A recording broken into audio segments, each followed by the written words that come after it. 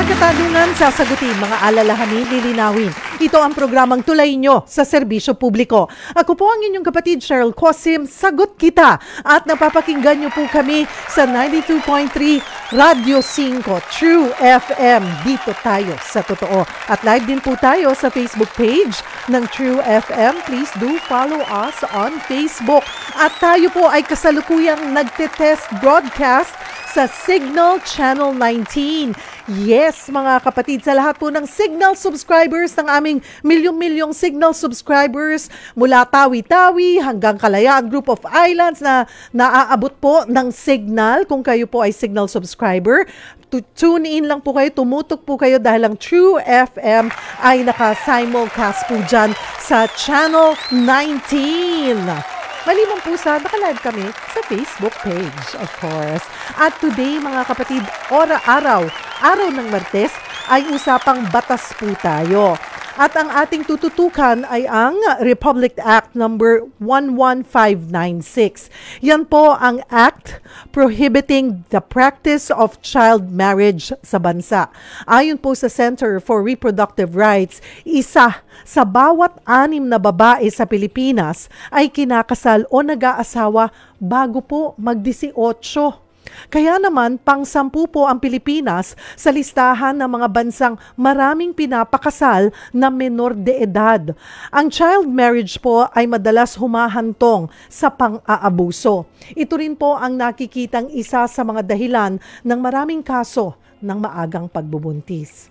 Noong 2022, tumaas ng halos 35% ang mga nabubuntis edad 14 years old po pababa po yan. 14 years old pababa. Kumusta ang implementasyon ng batas na ito ngayong halos 3 taon na po ang nakalipas matapos po itong malagdaan? Pag-usapan natin yan mamaya, kasama po ang ating guest lawyer. Kaya ang ating question of the day, gusto po naming makasali po kayo sa ating discussion. Bakit maagang nagpapakasal ang ilan po sa mga Pilipino? Parang siguro ako po sa tingin ko, yung mga nandito sa mga mas progresibong syudad, mas matagal nag-aasawa ang mga singles. Pero pagdating sa mga probinsya, ganyan, 16 years old, 15 years old, pwede na. Tinatanong po namin kayo, ano ba yung mga rason? O may nagpapakasal pa nga ba ngayon ng maagang edad o sa murang edad? Pag may gusto rin po kayong i-share or gusto po ninyong dumulog sa ating guest lawyer, maaari po kayong mag-post sa ating live stream or tumawag po kayo sa ating tanungan hotlines 8631-5788 or 8631-6674. Again, that's 8631-5788 or 8631-6674. At kasama na po natin, live via StreamYard, Attorney Virginia Suarez. Isa po siyang women and children rights lawyer. Magandang hapon po sa inyo, Attorney Suarez. Oo, magandang hapon sa iyo. Hapon pala, sinabi ko ba tanghali? Magandang hapon sa lahat ng nanonood at nakikinig sa atin. At magandang hapon sa mga kasama ko sa pagkakaisa ng kababaihan para sa kalayaan. Ayan, hello po. Sayang wala ka dito, but I'm glad that nakabalik po kayo sa susunod. Aagahan namin. But thank you for joining us this afternoon. At mahalaga, very interesting po ang ating discussion dahil nga hindi ko inaasahan na 14 years old pababa, na ganito na kaaga, pababa yung mga nabubuntis. Pero base po sa inyo pong obserbasyon, Attorney Suarez, gaano ba katalamak po ang child marriage pa rin sa bansa natin? Nako, malala, Cheryl. In fact, number 10 tayo sa buong Pilipinas at sa buong mundo. Pagkatapos, pang-apat ito sa dahilan kung bakit nawawala ang mga kababaihan sa eskwelahan. Mm-hmm. Ako rin, Cheryl, ay nagulat dahil nung inilapit sa akin ito, pinag-aralan ko bago isinulat ng batas. Nagulat ako na meron palang nangyayari at marami pala. Kaagad-agad pinag-aralan ko kasi Cheryl, yung alam mo, pag maaga kang ikinakasal, pag bata kang ikinakasal, ang hirap nun kasi inaagaw mo sa batang yon yung hindi lang yung ngayon niya, inaagaw mo sa batang yon yung kinabukasan niya. At pag napapakasal din ng bata na yon, ang karamihang dahilan ay ang matinding kahirapan. Unang-una yung matinding kahirapan. Pinapakasal ang mga batang babae para daw sa seguridad, pero sa seguridad ng pamilya. No, parang nagiging pambayad utang ang mga batang babae. Tapos sabi, para din daw sana makapag-aral, no, ang batang yun. Matinding kahirapan kasi sinasabi para kung nakapag-asawa, wala na sa obligasyon ng pamilya. O pambayad sa utang, at ito maraming maraming ganitong experience kung saan ikinuwento ng mga kabataan na napakasal sila dahil pinambayad sila sa utang. Merong ang kwento, pinambayad sa utang sa halagang 30,000. Pagkatapos nung hindi na dahil nung pinupuwersa na siya, no, na makipagniig, magkaroon ng sex, ay talagang lumaban siya. At dahil sa paglaban niya na yon, nagalit yung may utang, pagkatapos pumunta uli sa pamilya niya, at ang kinukuha naman ay yung mas batang kapatid niya. Sabi, para daw sa seguridad ng pamilya, ang hirap nun, 'di ba? Dahil ang anak na babae ay parang pambayad utang na maling-mali naman, ano? At yung sabi, para daw makapag-aral. Pero itong mga dahilan na ito, Cheryl, defeated yung yung very purpose, kasi hindi totoong nagkakaroon ng seguridad ang pamilya o ang batang babae na ikinasal. Hindi rin totoo na gumaganda ang buhay. Hindi rin totoo na nagiging maayos ang buhay. Yung kabaligtaran ang nangyayari, lalong nagiging mahirap ang kalagayan ng babae, hindi nakakapag-aral, hindi nakakapagtapos, nagiging napapakasal para lang maging tagapag-alaga, no, ng mga anak doon sa unang asawa. Kasi talamak ito at nangyayari ito sa Muslim community, nangyayari ito sa mga IP communities. Kaya din, dahil hindi maganda, no, ang epekto sa kalusugan ng bata o nanganganak. Pag tayo nga, sabihin, ako parang 25 na ako nung mga anak, pero mahirap. Edi you can imagine kung bata yung mga anak. Kaya hindi tama talaga na nangyayari ito. Yung practice of child marriages, no, sa IP community at sa Muslim community, sinasabi nila na may batas sila. Sinasabi kasi doon sa batas nila sa Code of Muslim Personal Law, age of puberty. Ang ibig sabihin ng age of puberty, parang pag nagkaroon ka, pwede na. Pwede na. Hindi kapag ganon, anong ibig sabihin nito, Karen? 12 years. Anong sabihin nito, Cheryl? Ang ibig sabihin nito ay parang tinitingnan mo lang yung bata o yung babae na parang nakatawan lang. Ay, mali naman yun, no? Iba-iba ang pagkakaroon. Oo. Dahil sa mga ganitong dahilan, nagkaroon na nga ng batas na ito. Okay. 3 years after na ipatupad po itong batas na ito, yung Republic Act 11596, Act prohibiting the practice of child marriage sa bansa. Kumusta po ang implementasyon nito, Attorney Suarez? Effective ba? Kasi kung titignan po natin, doon nga po sa datos na kanina'y nabanggit ko, 1 sa 6 na babae sa bansa pinapakasal o nag-aasawa bago mag-18. Oo, kaya talagang nakakalungkot, nakakagalit yung ganyang statistics. Recently, puro madalas ako nasa probinsya, Visayas, especially sa Mindanao, explaining itong mga batas na ito.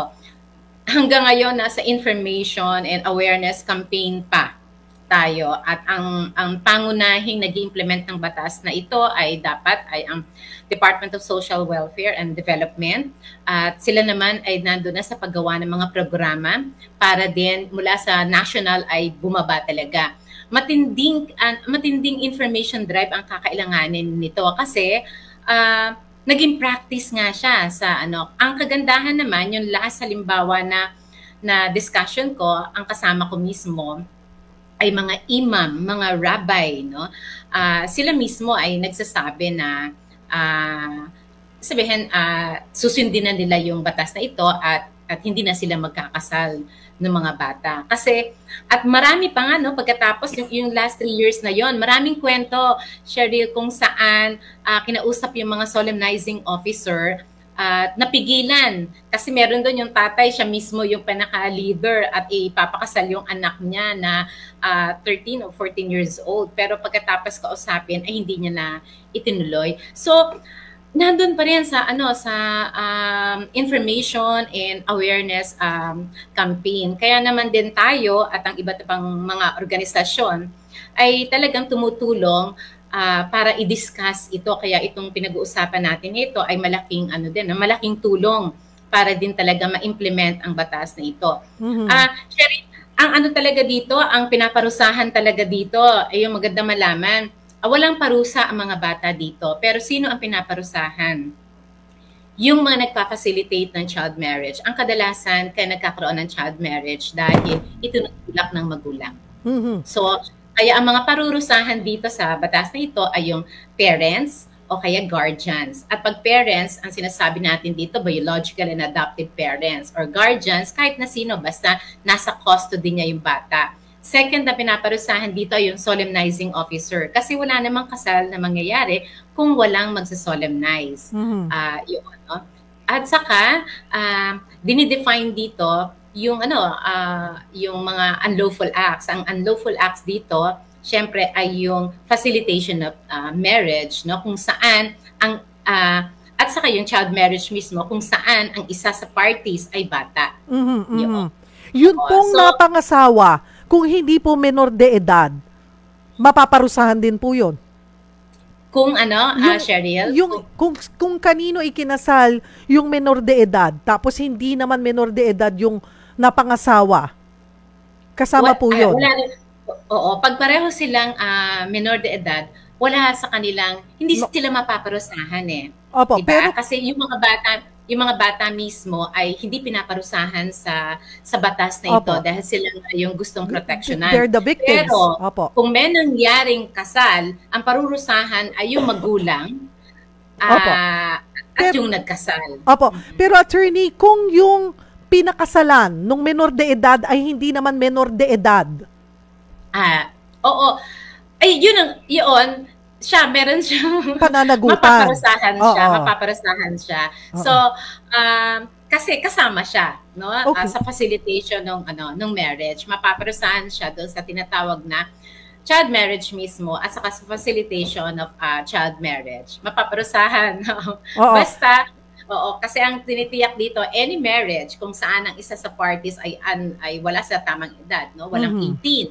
At yung isa ay mas matanda, yung mas matanda na yon ay mapaparusahan dito. So, Attorney Suarez, kung pinapayagan po sa certain religions yung ganito, dahil may batas na po dito sa Pilipinas, hindi po nila pwedeng ma-practice po yon kahit na inaalaw ng kanilang religion. Ayun, magandang tanong yan, Cheryl. Ang Code of Muslim Personal Law, it's a civil law. It governs personal relationships, no? At ang batas na ito, it's not a civil law, it's a criminal law. It is issued because of the state's obligation to govern public acts. Child marriage is considered now a public act, a public offense, and therefore it has no exceptions. No, it applies to everyone regardless of your beliefs, your religion, whatever, it applies to everyone. Kaya pag sa kaso na ito, sa mga criminal offense, ang kaso, di ba, People of the Philippines versus, for example, Pedro. Kaya ang buong estado, ang Pilipinas, laban sa iyo. Kasi criminal offense siya. Sa mga civil relationship, sa mga personal relationship, no? Ano yun, di ba? Halimbawa, Pedro versus Virginia versus Pedro, kayong dalawa yung magkalaban. Kasi nga, it's a personal relationship, it's governed by the civil law. Pero itong batas na ito, it's a criminal law, it's a criminal offense. Pero itong batas na ito, dahil criminal law din, ang effectivity niya ay prospective. Meaning, yung mga child marriages na nangyari before the effectivity of this law, hindi siya covered. Kasi hindi naman tama, hindi makatarungan na maparusahan ka sa isang bagay na nung panahon na ginawa mo ay hindi naman ito dinedefine ng batas as a criminal offense. Okay. 2022 po, in-implement, tama po ba yung implementation ng batas na ito? From 2022, may nabalitaan ka ba, Attorney Suarez, o nalaman na nagagawa pa rin ito? Or because sabi nyo nga po, talagang mahalaga, kailangan ang massive information drive on this para po hindi na mangyari. Pero tingin nyo po, after 2022, meron pa rin mga nangyaring naipakasal kahit na po menor de edad. And when we say menor de edad, kahit may consent po ng magulang, ay ano po bang edad ang pinag-usapan natin dito? Below 18 years old? 18 years old ang kasi sa ating batas din, no, sa ating child abuse law, no, anti-child abuse law, dinefine din kung sino ang bata. Again, also yung anti-child abuse law, Republic Act 7610, it's a criminal law, it's a criminal offense din. It applies to everyone. At doon, dinefine ang bata. Ang bata ay kahit na sino, basta wala pang 18 taon. At dito sa batas na ito, idineklara na ang child marriage ay isang forma ng child abuse.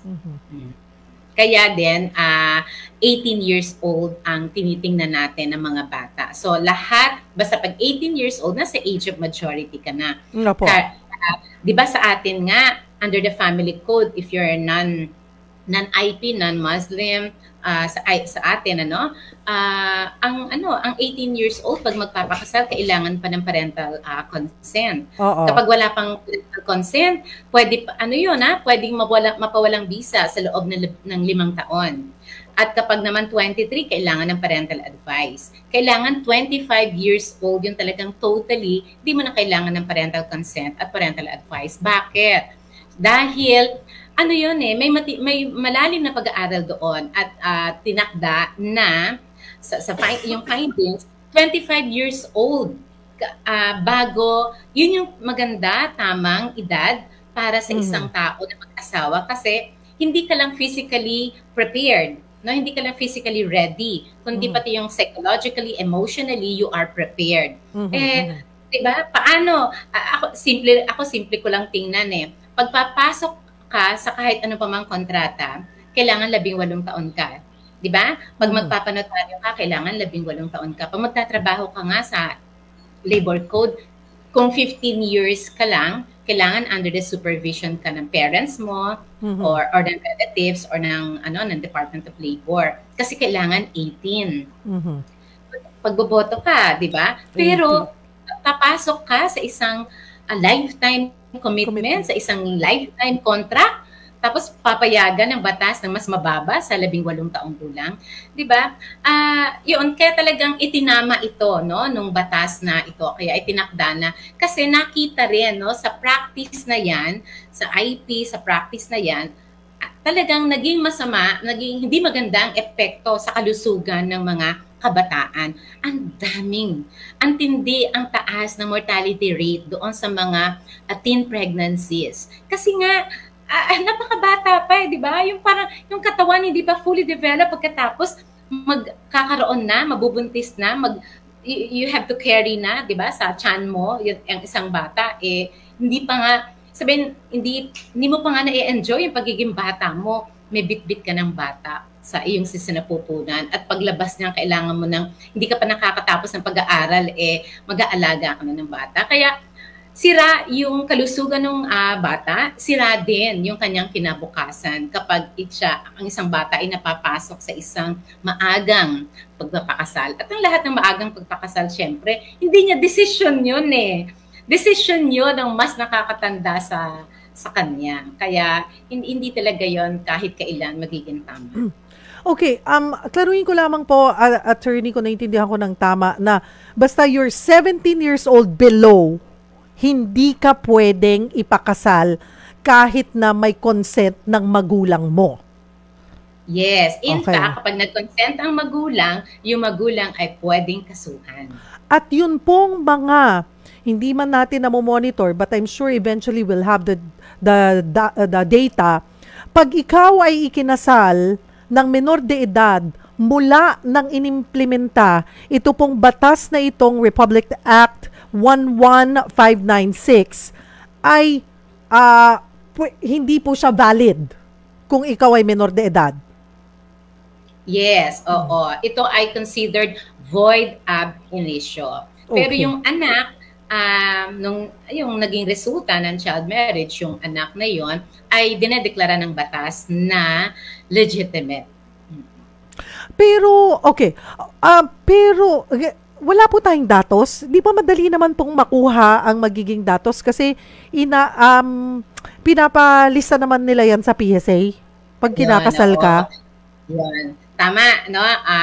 Nung pinapag-aralan ito, ni batas nito, ang dami, talamakang nangyayari, no? Maraming mga interviews na ginawa para sa mga kabataan, pero hindi siya nare-rehistro. Ako kaya nga ang sabi ko noon, kung sa tingin niya walang problema, bakit hindi nare-rehistro? Ibig sabihin, it is prevalent, it is happening, pero it is not being documented because it is not being registered, which makes things even worse. Kaya nga yung batas, kung nakita mo yung title, it is preventing the practice of child marriage. Kasi bakit? Sa PSA kasi natin, hindi ka naman marerehistro kasi, di ba? Dahil kung hindi ka magkukusa, ang mga kasal ay dapat 18 years old di ka dapat rehistro, agad-agad, kitang-kita ka agad, yung magagamit agad yun na ebidensya na, walang bisa yung kasal mo. Because consent, di ba? Consent is an essential element of marriage. Kaya yun dito sa batas na ito, dinedeklara din na ang kasal ay mangyayari lamang with full and complete consent of the parties. At kapag wala kang 18 taong gulang, hindi ka makapagbibigay ng full and knowing consent. Kaya hindi pa pwede. Ang mahirap po dito, nakakalungkot, Attorney Suarez, ay yung ipinakasal na menor de edad. Walang kaalam-alam. Ang nasa isip niya, ipinakasal ako, valid yung kasal, asawa kita. Hindi niya alam kung nangyari po ito na nga, lalo na itong iniimplementa na itong batas na ito since 2022, early of 2022, kung ipinakasal sila na may batas na ito, itong menor na edad nito, I don't think alam niya na sa edad niya na hindi po yan pasok sa batas or criminal offense yung ginagawa ninyo sa akin. Hindi naman makakapagsalita yan eh. Malalaman na lang niya yan siguro, attorney, 5 years, 10 years after. Yung medyo mas may alam na siya sa mundo, yung may marami na siya nakakasalamuha, may alam na siya sa mga batas, doon na lang niya malalaman yan na kahit na hindi legal yung kasal, pero nakuha na sa kanya yung 5-10 taon ng buhay niya na oo, tama. Kaya nga 'di ba kanina sabi ko, yung parang ang hirap nito kasi Cheryl, inaagaw hindi lang yung ngayon, kung hindi yung kinabukasan, yung buong buhay ng bata, 'di ba? Pinakailaman mo na, ikaw na ang nagdesisyon at yun na. Kaya walang kalayaan yung bata na yon. Dito naman sa batas na ito, nakalagay din dito na no prescriptive period. Ibig sabihin, kahit kailan pwede mong isampa yung kaso. O kaya kahit kailan, pwede mo ring ipawalang bisa yung kasal na yon. Kasi nga, dinedeklara naman na walang visa. So magpo-fall yun under yung void ab initio marriages na kailangan lang i-file para ipadeklara na wala itong visa. Attorney, break lamang po tayo ng kaunti. Pag-usapan pa natin at mas detalyihin pa natin ito pong batas na ito. Mga kapatid, inaanyayahan po namin kayong sumali sa ating talakayan. Maari po kayong dumulog sa amin, maari nyo pong i-post yan sa ating live stream or maaari po kayong tumawag sa ating tanungan hotlines para baka po kayo may gustong ikonsulta ukol nga po dito sa pinag-uusapan nating bagong batas na ito na Republic Act number 11596 o Act Prohibiting the Practice of Child Marriage sa bansa. Kung kayo rin po ay may mga concern ukol po sa pang-aabuso po sa mga bata or kababaihan, at may gusto po kayong ikonsulta, perfect pong tumugon dyan si Attorney Suarez. Maari po namin kayong tulungan. Tawag po kayo sa ating tanungan hotlines 8631-5788 or sa 8631-6674. Huwag po kayong bibitaw. Magbabalik po ang programang Sagot Kita. Nagbabalik po ang programang Sagot Kita, kasama po inyong lingkod Cheryl Cosim. Ang ating question of the day, bakit maagang nagpapakasal ang ilan sa mga Pilipino? At sali din po kayo sa iba pa nating discussion. Pinag-uusapan po natin ang Act Prohibiting the Practice of Child Marriage sa bansa. Kayo po ba, may nabalitaan kayo, baka may alam po kayo na ipinakasal after January 2022 dahil na menor de edad. Dahil nga po sa batas na ito ay isang criminal offense. At kung may gusto rin po kayong idulog, ukol pa rin po sa pang-abuso sa mga kababaihan or sa mga bata, maaari rin po kayong kumonsulta sa atin at tutugunan po namin yan at susubukan po namin matulungan po kayo dahil kasama natin ang isang women and children rights lawyer, Attorney Virginia Suarez. Attorney Suarez, punta na po tayo dun sa iba pang detalye nito pong batas na ito, no? Bakit po kaya kadalasan babae o batang babae nga po yung biktima sa ganitong sitwasyon? May kaso rin po ba ng lalaki na menor de edad ang involved sa child marriage? Oo. So far, yung nakalap namin sa pagre-research ay puro talaga puro mga babae ang yung naikakasal. Yung lalaki ay laging mas matanda. Kaya nga talagang it's gender-based violence na maitatrato. Kasi laging ang punteriya ng pagkapakasal ay yung batang babae. At ang nasa edad ay yung laging lalaki. Sheryl, maganda rin malaman ng publiko na hindi lang applicable to sa lahat. Kaya dito halimbawa sa atin, at lalo na dito sa NCR, marami tayong nakikita ng mga nagli-live-in na bata, tapos ang ka-live-in niya ay matanda. Covered sila ng batas na ito. Ito yung tinatawag na cohabitation. So, another unlawful act dito sa batas na ito ay yung child marriage, cohabitation, at saka yung facilitation of child marriage. Yung gumawa ka ng paraan para magkaroon ng child marriage. Kaya dito pwedeng maparusahan, halimbawa, yung mga nag-fake ng birth certificate. Yun.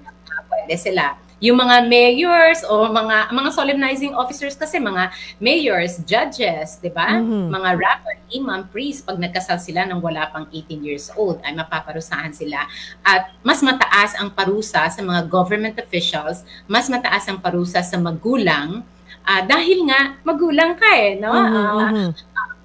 Kaya mataas ang parusa. Nasa iyo, no, yung buong tiwala ng anak mo pagkatapos ipapakasal mo.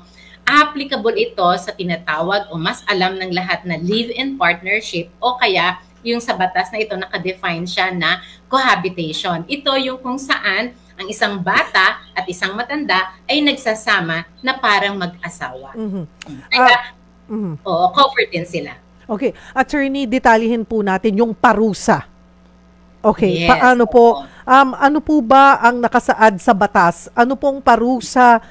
Kunwari, unahin po natin yung mga yung parents and guardians. Ano po ang parusa sa kanila?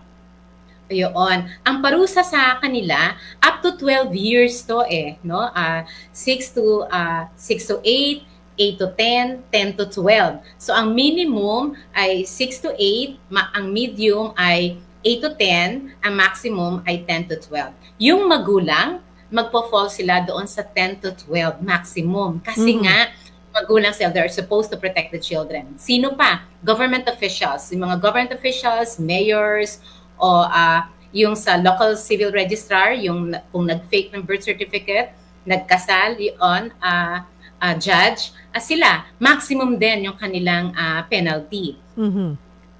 Yung guardian, hindi. No? Nasa medium or nasa minimum. Siyempre, depende pa dun sa may pag-appreciate ng judge. Pero, kasama din, maliban dun sa imprisonment, kasama din bilang penalty, ay yung pwede silang masuspend. Yung nagkakasal, mga solemnizing officer, pwedeng masuspend yung kanilang license to solemnize. Pwedeng temporary up to permanent suspension. At ang magulang ay pwede rin na masuspend ang kanilang parental authority doon sa bata. Depende din sa may gravity ng offense. At sa mga government officials, bukod sa maximum ang kanilang penalty, pwede rin silang magkaroon ng temporary to permanent disqualification from holding public office. Yun pong asawa na hindi menor de edad. Kung sinabi pong, di ko naman alam na wala pa palang 18 years old yan, sinabi sa akin, 18 na eh. Ayan. Siyempre, yung kapag ganoon, pag napakasal, talagang kakasuhan ka kaagad. Ano mang depensa mo, depende na yon sa kung paano i-appreciate ng korte. Kasi higit kanino man, no, ikaw magkapakasal, no, more or less dapat alam mo kung ano ang edad nung pakakasalan mo. Dahil there are so many ways available para malaman kung ano talaga ang edad ng pakakasalan mo. Kaya it's not a justifiable excuse para ma-excuse yung lalaki doon. Dahil kadalasan kasama yung lalaki mismo, doon sa buong eskema. Opo. Sa buong eskema ng pagpapakasal. Kaya mahigpit at kung titingnan natin mahigpit dahil talagang gusto nang tapusin itong practice na ito o nangyayari na ito na child marriage in the hope na mabibigyan ng protection at magkakaroon talaga ng safe space ang ating mga kabataan, lalo na ang mga kabataang kababaihan. Sino ang pwedeng magsampa ng kaso at saan? Ayun, ang ganda ring tanong niyan. Because this is declared as a public crime, anyone, kahit sino ay pwedeng magsampa ng kaso. Alam mo, napakaganda nitong kahit sino ay pwedeng magsampa ng kaso. Bakit? Dahil hindi na pwede tayong parang maging complacent or parang walang pakialam. Ito, di ba, sabi, ang mas kilala yung, yung salita na it takes the community to raise a child. But equally true, it takes a community to abuse a child. Kapag ikaw ay nanahimik sa harap mo, merong inaabusong bata at wala kang ginawa, you are part of that community or part of that society that abuses that child. Kung, di ba, kaya kapag may nangyayaring mali, merong sa harap mo, nalaman mo na nangyayari ang child marriage o ano pa mang pang-aabuso sa bata, kailangan mong i-report. Agad-agad dapat ito ma-i-report sa barangay, agad-agad ma-i-report din sa DSWD. Kasi ang DSWD ang pangunahing ahensya ng gobyerno na nangangalaga sa ating mga kabataan. At syempre, dapat ma-report agad sa barangay. Para din, agad-agad mailigtas yung bata. Gusto kong iklaro that this is a consummated crime. Ibig sabihin, ang paparusahan dito, bibigyan ng parusa, yung kapag talagang nagpakasal. Kasi pwede mong pigilan. At meron ng mga insidente na napigilan, ha? So kapag napigilan, walang krimen. Pero kapag itinuloy, doon nagkakaroon ng krimen. Dahil nga, ang objective dito ay wag maiwasan, wag matuloy. Kaya kung hindi naman natuloy, it should be considered as a victory on our part na nagawa natin na hindi matuloy. And therefore, wala ka namang sasampahan ng kaso.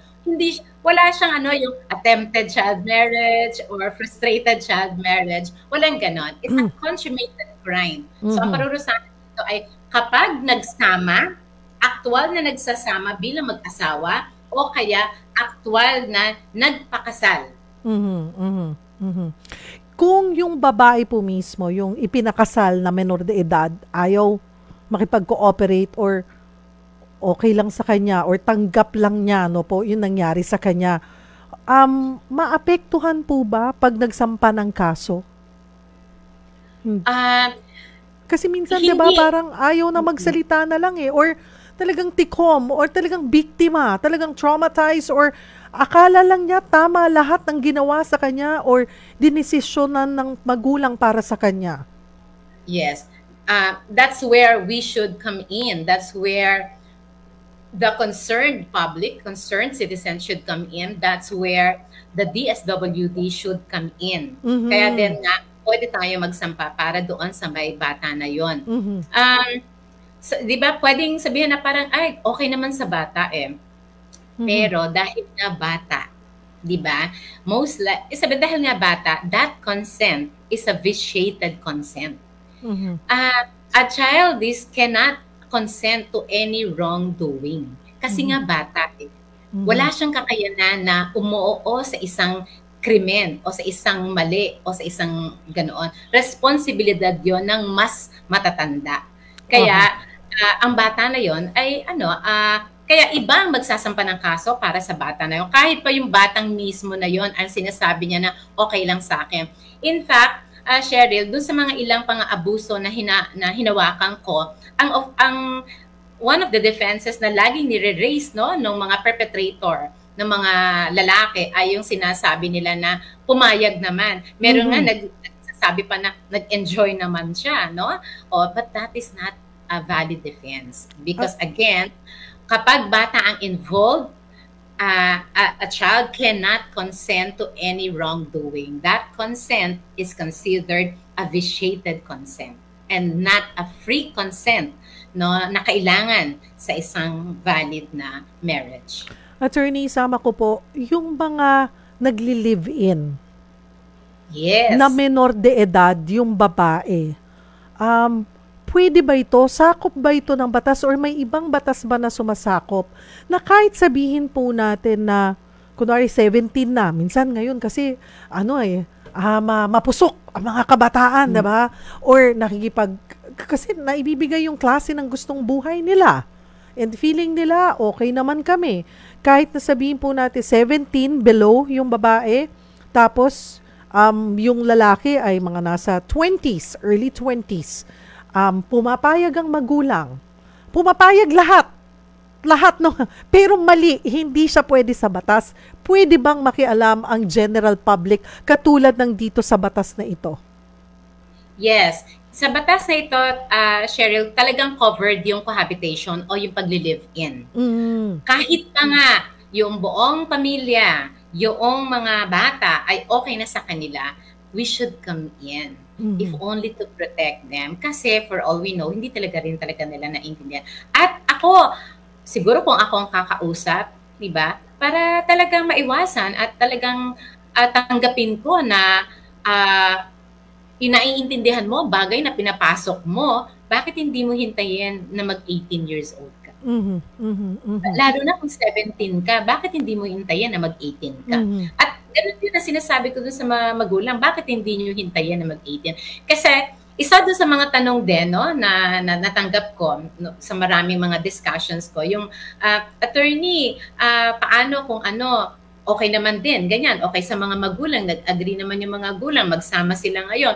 Pagkatapos, pagdating ng 18, ipapakasal na sila. Kaya ang sagot ko, so bakit kailangan silang pagsamahin? Dahil, di ba? Di paghiwalayin muna, hintayin yung 18. Kasi din, ang iniingatan din natin dito, hindi lang yung isip, yung emotion, kung hindi yung katawan mismo ng bata na yon, dahil napakalaki na posibilidad na mabubuntis ang bata na yon pag nagsama na sila. 'Di ba nga sa mga married couple, Cheryl, ang dami niyan. Ang una at pangalawang anak ay laging magkasunod. Laging 1 taon lang ang pagitan, minsan wala pa. Kasi mainit eh. Kaya kapag pinagsama mo, ay lalong mabubuntis. Lalong malaki ang posibilidad na mabuntis. Yung iba nga sasabihin, kasi nabuntis na kaya kailangan magsama. All the more, dahil nabuntis, hindi dapat magsama dahil pag nanganak yan, mas malamang mabubuntis na naman.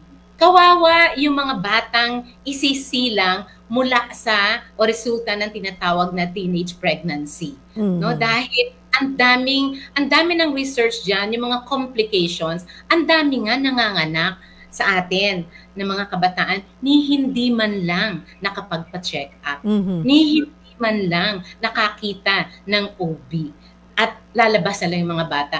Kaya yung maraming mga bata na yun, mga premature, marami sa mga bata na yon ay mataas ang mortality. kailangan natin ingatan, no? Gusto natin magkaroon ng future ang bansa natin ng mga malusog na kabataan, ng mga matatalinong mga kabataan. At hindi mangyayari kapag ito ay resulta ng mga teenage pregnancy o resulta ng mga yung mga kabataan na hindi na makapag-aral dahil na ipakasal ka agad o 'di ba? Dahil na ipagkasundo ka agad. Kasi sa mga nakausap namin, no, ng mga IP at ng mga Muslim, meron nga pinagkasundo 2 years old. Meron pinagkasundo 9 years old. Meron 12 years old. Meron nga isang bata, estudyante, umiyak siya dahil sabi niya, nag-aaral siya, no? 14 siya, kaibigan niya. Pagkatapos isang araw, hindi na lang niya nakasabay sa pagpasok yung kanyang kaklase. Nakita na lang niya ay nag-aalaga na ng anak dahil hindi ko alam kung pang ilang asawa siya, pangatlo yata, at pinakasal na siya at tagapag-alaga siya ng mga batang anak nung napangasawa niyang lalaki. Ang daming ganong kwento, nakakalungkot. Attorney, break lamang po tayo sa ating pagbabalik. Tugunan po natin yung mga concerns and comments ng ating mga netizens. Mga kapatid, pwede pa po kayong humabol, mag-comment po sa ating live stream or tumawag po sa ating tanungan hotlines. Huwag po kayong bibitaw, magbabalik po ang programang Sagot Kita. At nasa huling bahagi na po tayo ng ating programa, mga kapatid. At we're still joined, of course, by Attorney Suarez. Attorney, dito na po ako sa mga messages po ng ating netizens. Pero bago pala ako pumunta, ano yung first step? Saan pwede pumunta yung mga gusto pong magreklamo or mag-report ng ganito pong klase ng marriage or child marriage po? Kaagad-agad sa barangay agad mag-report. Tapos kung alam naman nila yung opisina ng DSWD, i-report ka agad. Para din kaagad ay kasi dito sa batas na ito lahat ay para tiniyak na merong enabling environment. Kaya may mga responsibilities ang LGU. So yung rescue and rehabilitation sa LGU yun. May responsibility ang DepEd, no? Yung information drive, pati yung PCW, maraming ang Department of Health. Kaya ang lahat ngayon ng ahensya ng gobyerno ay gumagawa ng mga programa para dito, lalo na ang DSWD. Kaya kailangan agad i-report sa DSWD at sa barangay. At kung ikaw mismo nakikinig sa atin, nanonood sa atin, ikaw mismo ay biktima, huwag kang matakot. Magtungo ka sa DSWD, poprotektahan ka nila, or sa mga NGOs na katulad ng pinamumunuan ni Attorney Suarez, you will be protected. Yes. Attorney, paano ba magre-reach out sa'yo? Oo, para doon sa mga kabataan, kababaihan na nangangailangan ng tulong legal, lalo na kung naabuso, no? Pwede po kayo lumapit sa organisasyon namin sa Kaisa Ka, Pagkakaisa ng Kababaihan para sa Kalayaan. May Facebook page po kami. Pwede nyo rin po akong i-message, no? Attorney Virginia Laxa Suarez sa Facebook. Doon, pwede po kayo mag-message doon sa Messenger para po masagot ko kayo at maturuan kung ano mga dapat na gawin. Hakbang, oo. Dito po tayo sa ating mga netizens, si Nora Origenes. Due to poverty, yun lang ang solusyon ng iba makatakas sa kahirapan. Okay sana kung maayos yun, mapapangasawa. What if isa rin problema, so doble hirap, pero hindi pa rin po dapat nangyayari, Miss Nora. Si Revin SMC, mga Aita, mga kapatid po nating Aita, wala pang 18, pinag-aasawa na ang mga anak nila. At klaruhin natin ulit, Attorney Suarez, regardless of your religion or bahagi ka ng isang tribo, ang batas na ito ay pwedeng ma-apply sa kanila. Yes, oo. Regardless of your belief, regardless of your tradition, culture, custom, ito pong batas na ito ay applicable po sa lahat at wala pong exceptions. Kaya po, ito po ay talagang para walang ibang dahilan kung hindi tiyakin ang kalusugan, tiyakin ang kaligtasan ng ating mga kabataan, ng mga anak natin, ng mga anak ninyo. Kaya huwag kayong mag-isip ng masama, no, para sa batas na ito, para po ito sa lahat. Hindi sagot ang pag-asawa sa matinding kahirapan.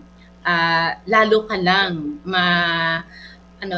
maghihirap 'di ba? Sa maagang pag-aasawa. Kahit pa nga sabihin mo na mayaman yung mga mapapangasawa mo, very seldom, Cheryl, na ang isang mahirap na babae ay makakapag-asawa ng mayaman. At kahit pa nga mayaman, again, hindi ito sagot, no, Pero, sa problema. oo, attorney, kahit na gaano kagandang buhay siguro ang maibibigay Yes. at aalagaan yung menor de edad na yon, hintayin nyo na lang mag-18.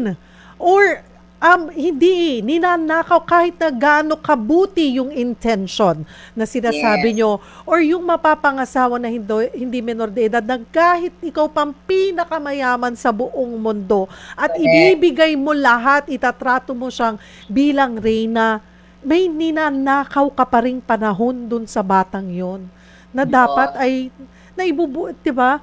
Magkamali man siya, may mga hirap man siya or struggle sa ganung murang edad, normal na dapat na pagdaanan niya yon. Hindi yung, diba? Tama.